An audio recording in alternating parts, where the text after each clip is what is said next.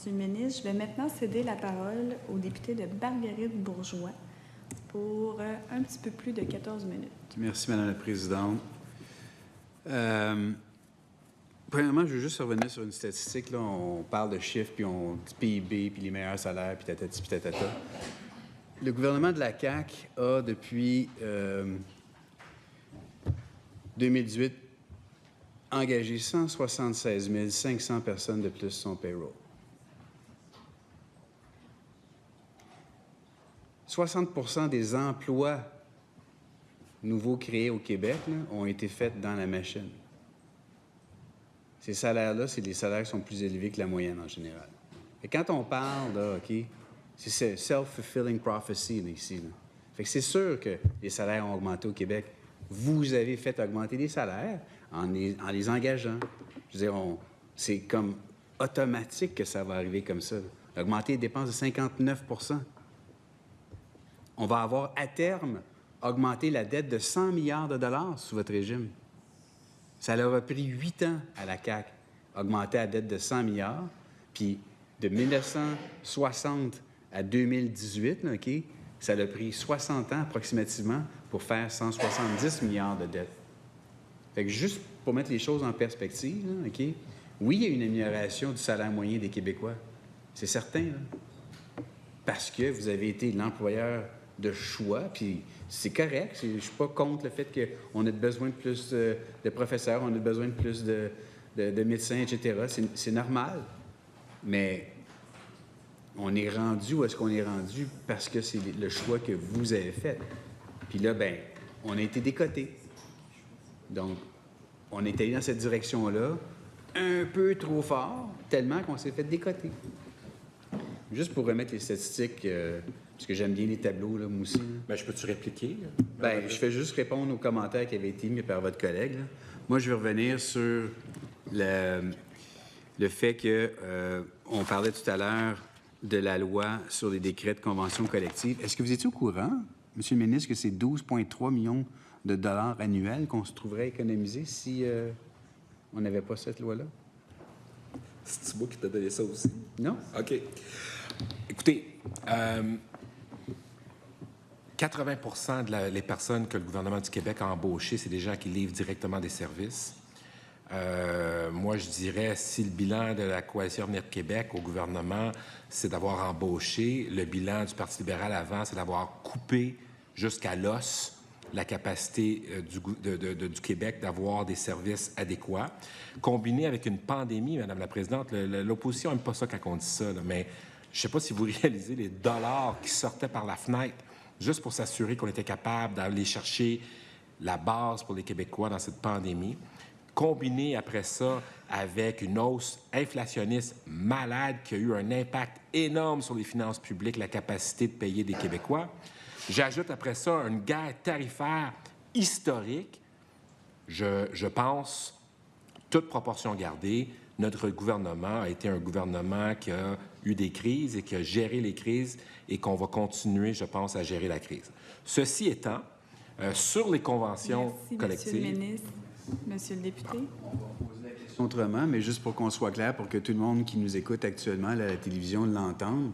Est-ce que vraiment, là, quand vous me dites ça, vous êtes sincère? Parce que je pense que la qualité des services, quand on attend comme 4 à 5 heures de plus maintenant en moyenne dans les hôpitaux, quand il manque de profs, quand il n'y a pas de place en garderie, je comprends là, que c'était le festival des dépenses, mais est-ce que vraiment vous pensez que les services sont mieux livrés à la population? En 2018, là, OK, les services étaient mieux livrés à la population. Il y avait moins de temps d'attente dans les hôpitaux. Il y avait moins de profs qui manquaient. Fait que là, on est rendu ailleurs. Là. On a moins d'argent, on a dépensé comme des marins en cavale, puis là, on est rendu là, aujourd'hui où est-ce que les services sont plus au rendez-vous. Fait que maintenant qu'on va pas répondre à la question, je vais la répéter. Là. Est-ce que vous êtes au courant que c'est 12,3 millions d'économies qu'on pourrait avoir si on enlevait les décrets de convention collective? Je ne peux pas m'empêcher de réagir, Madame la Présidente, parce que le collègue oublie un fait important. Son grand frère, avec son équipe de Pablo, écoute, ils ont rajouté 1 million de personnes. Demeurer respectueux dans les propos. Je Ça, vous ça va invite à faire. la prudence. Alors, je ne peux pas m'empêcher, Madame la Présidente. Il n'y a plus quelqu'un qui est responsable d'augmenter la population d'1 million au Québec en 6 ans. C'est sûr que ça va affecter les services, Madame la Présidente. Puis ça aussi, ça va faire. Donc, là, on va essayer de rester sur le sujet. Je pense que le parti au pouvoir à Québec, c'est la coalition Avenir Québec. C'est le parti qui a voulu augmenter le nombre de travailleurs temporaires sans vraiment les contrôler pendant plusieurs années. Fait qu'on va arrêter tout de même là, de pointer ailleurs. Là. Je veux juste clarifier ce point-là. Vous étiez en contrôle de ça. Vous l'avez échappé comme dans bien d'autres départements. Là. Fait que, en tout cas, les PME là, sont exaspérées par les délais de traitement de tout ce que la paperasse, le fardeau administratif qu'elles subissent actuellement. Là. Il y a eu une multiplication des règles, des permis, etc., pour faire en sorte que nos entrepreneurs puissent aller de l'avant. Est-ce que, pensez-vous, là, quand on regarde au niveau de la loi sur les conventions collectives, pensez-vous que celle-là, là, on va pouvoir la voir disparaître dans votre prochain projet de loi sur l'allègement réglementaire? Oui ou non? Je ne voudrais pas commettre un outrage, Madame la Présidente. Je ne peux pas commenter ce qui va être ou pas dans un projet de loi, Madame la Présidente. Est-ce que le ministre considère que celle-là, elle est peut-être plus facile à enlever que d'autres? Je pense que le collègue trouve facile des choses qui sont pas faciles parce qu'il n'a jamais été sur ce côté-ci du gouvernement. Puis mon collègue de Nicolas Becancour a raison de dire un jour, peut-être, il va être ici, puis il va constater que effectivement, c'est pas simple de faire bien atterrir les choses. Je peux juste prendre l'exemple du thème. Vous aviez voté en faveur de l'élimination complète du thème. Ça a pris 4 projets de loi pour en enlever un petit bout à chaque fois, pour revenir à 90 de où est-ce que vous aviez voté en faveur. Fait que moi, j'essaie juste de, comme vous amener à aller plus loin, là, OK?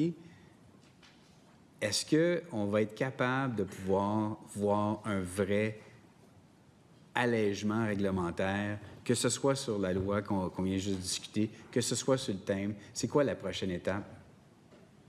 Encore une fois, Madame la Présidente, je suis obligé de rappeler aux collègues, son gouvernement, le Parti libéral, a été au pouvoir la majorité du temps dans le 20e siècle. Pendant ce temps-là, on avait des thèmes. Puis c'est à l'aube d'une élection qu'ils se voyaient perdre, qu'ils ont décidé de se rallier aux oppositions pour enlever un thème. Puis quand on est arrivé au pouvoir pour regarder ce qui se passait avec ce thème-là, c'était juste une idée, c'était pas attaché, c'était pas prévu. Alors oui, on a pris le temps de bien faire les choses et faire atterrir les choses. Puis j'aurais souhaité que ça aille plus vite, Madame la Présidente. Moi, j'entends les régions décrier ça. Je suis à l'écoute, on a répondu présent. Monsieur le député? Si vous n'aimiez pas le projet de loi, pourquoi avez-vous voté en faveur de ce projet de loi 170? Ce que j'ai dit, c'est qu'à l'aube d'une élection, qu'on lit les sondages puis qu'on sait qu'on va perdre, surtout en région, parce qu'on a aboli les CLD, c'est facile de dire « Ouais, on va l'abolir, le thème », puis de ne pas arriver avec un plan. Moi, ce que je dis, c'est que le temps que ça s'attache, on a pris ce temps-là et on l'a attaché. Parce que donner des chèques électoralistes, c'est pas mal plus straight, c'est pas mal plus direct, mais en tout cas. Ben, en fait, si le collègue me parle des chèques qu'on a envoyés, je me permets de répondre. Ça, c'était pour remettre de l'argent suite à l'inflation causée par le surpayé des Québécois. Alors, s'il est contre ça, qu'il le dise. S'il n'est pas pour le fait qu'on retourne le trop perçu du gouvernement aux contribuables, qu'il le dise. Merci, Monsieur le ministre. Peut-être que le ministre peut nous expliquer quelle entente qu'il y a eu avec les grands brasseurs pour retarder l'exclusion du thème pour les grands brasseurs? Je pense que le projet de loi est très clair en ce sens. Les grands brasseurs sont exclus. Je ne sais pas quelle controverse qui évoque. En coulisses, as-tu eu avec les grands brasseurs pour les dégager? Les intentions, Madame la Présidente, je pense qu'on devrait changer de sujet. Je vous invite à la prudence. On ne porte pas de motifs indignes à ses collègues, s'il vous plaît. Poursuivez, Monsieur le député. J'essaie juste de comprendre. On a enlevé le thème. Il reste encore un paquet de trucs là, pour simplifier la vie là, des restaurateurs puis des tenanciers, mais il nous resterait encore quelques bonnes étapes là, pour en arriver à l'éliminer. Comment se fait-il que c'était déjà voté, c'était déjà accepté, la mise en place a été repoussée pour les raisons que vous aviez déjà mentionnées, c'est-à-dire le COVID, puis toutes les autres raisons que vous avez utilisées, là? Pourquoi est-ce que vous avez décidé de tout simplement faire ce que le projet de loi 170 avait? Le projet de loi que vous aussi, là, campagne électorale, vous avez voté pour. Encore une fois, le projet de loi 170, Madame la Présidente, il n'y avait rien de fait. Les règlements n'étaient pas écrits. La façon de procéder n'était pas claire. Le collègue, il ne s'aide pas là, en revenant là-dessus. Là. Nous, on a fait le travail comme il faut, par étapes, et on est arrivé où ce qu'on est arrivé, où ce que c'est nous qui l'a fait ultimement. Vous avez refait, Monsieur le ministre, exactement les mêmes étapes que nous, on avait fait. Puis le projet de loi 170 qui avait voté avait aussi une date dans laquelle ça allait entrer en vigueur. Les étapes allaient être suivies. Là. C'est pas comme vous l'avez dit, il y avait une expérience au Parti libéral. Là. On n'était pas nouveau à gérer comme vous l'avez été en 2018. On était quand même capable de faire avancer des projets de loi avec la piste d'atterrissage ou la piste de décollage devant nous, suivant les étapes, avec une date qui était en juillet ou juin 2020, où est-ce que ça allait avoir lieu? Hein? Écoute, Madame la Présidente, dire on va enlever le timbre au mois de janvier, très facile à faire, surtout à l'aube de l'élection. Avoir fait le travail, avoir attaché avec les règlements, avoir consulté les parties prenantes, s'assurer que c'est vraiment la chose à faire, c'est toute une autre affaire. Donc oui, c'est vrai, le Parti libéral était bon pour faire des annonces sans les attacher. Tantôt, on parlait de la loi 25 sur la protection des renseignements personnels. Il y a évidemment eu beaucoup d'encre qui a coulé là-dessus. Plusieurs, évidemment, pensent que le gouvernement ici exagère parce qu'on est définitivement seul sur notre île par rapport aux juridictions qui sont à l'extérieur du Québec, comme nos voisins en Ontario. La FCCQ a même demandé, lors des rencontres à l'Assemblée nationale l'automne dernier, qu'un crédit d'impôt remboursable applicable aux investissements en cybersécurité en lien avec la loi 25.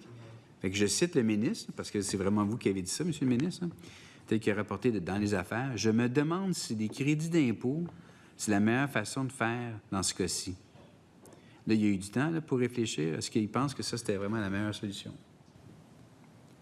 Je ne suis pas sûr de comprendre la question, Madame la Présidente. Bien, quelle solution avez-vous trouvé pour aider nos entreprises qui croulent au niveau de la paperasse, OK, à cause de la loi 25? Donc, vous aviez été cité à vous demander si les crédits d'impôt qui avaient été suggérés par la Fédération canadienne des chambres de commerce du Québec, OK? Donc, est-ce qu'il y a quelque chose qui a été la résultante de votre temps de réflexion là-dessus? Bien, c'est drôle que le collègue revient sur le projet de loi 25, c'est à se demander pourquoi ils ont voté pour ou pourquoi ils n'ont pas proposé des amendements si on était si dans le champ que ça. Votre formation politique a voté pour. On a fait des amendements. On a fait des amendements pour la loi 25, nous autres, là. Puis là, pourquoi vous avez voté pour? Ça n'a pas été... Non, mais pourquoi vous avez voté pour? Si la loi est si bonne puis vous êtes si bon, pourquoi vous avez voté pour le projet de loi 25? Madame la Présidente, là, on joue là, devant la télévision, là, c'est parce que vous le savez aussi bien que moi que de temps en temps, on peut faire des critiques, on peut émettre des affaires. L'ensemble de l'œuvre, c'est le moins mauvais truc qui est avancé. Mais je veux dire, c'est ça qui est arrivé avec la loi 25. Mais là, la loi 25, nous autres, là, on ne voulait pas que ça avance de cette façon-là. On voulait l'alléger. Le concept en tant que tel avait peut-être de l'allure, mais on est de loin supérieur à n'importe quelle autre juridiction. Okay. Vous, là, qu'est-ce que vous avez fait depuis pour voir comment ce serait la meilleure façon d'aider nos PME par rapport à ça? Parce que vous le savez, là, elles souffrent à cause de ça. En moins de 30 secondes. Bien, en fait, je reviens à mon point initial, Madame la Présidente. On ne va certainement pas s'excuser d'avoir alourdi le fardeau administratif pour protéger le français, surtout à Montréal. Et dans le cas de la loi 25, c'est une loi qui protège les données des Québécois pour laquelle le Parti libéral a voté pour. Alors, moi, je ne sais pas quoi dire aux collègues. On va continuer de faire de l'allègement réglementaire. C'est important. On y croit. Merci, Monsieur le